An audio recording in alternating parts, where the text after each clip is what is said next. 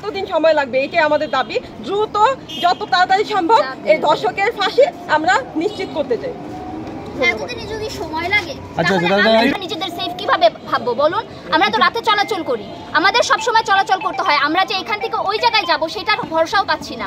আমাদের সাথে যে আমাদের বাবা সমতুল্য মানুষগুলো থাকে তাদেরকে দেখলেও আজকে আমাদের ভয় হচ্ছে। কেন? কারণ এই দেশে সুস্থ কোনো বিচার নেই ধর্ষকদের।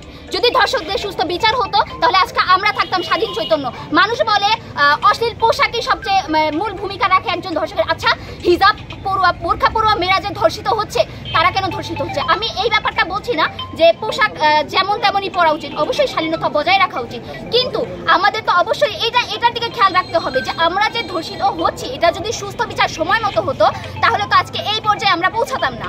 আমার ছোট বোনের যদি আজকে কিছু হয় এই দায়ভার কে নিবে?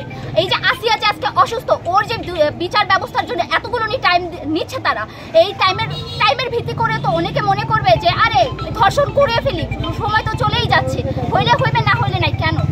আমাদের চাই সঠিক সময় সঠিক বিচার, এবং যে কোনো একটা যে ধর্ষণ করবে তাকে পাবলিকলি এনে তার শাস্তি দেওয়া উচিত, যেন প্রত্যেকটা ধর্ষকের চোখে পড়ে এইটা যে হ্যাঁ, যে আমরা ধর্ষণ করলে সেটার নির্দিষ্ট একটা শাস্তি আমরা পাচ্ছি।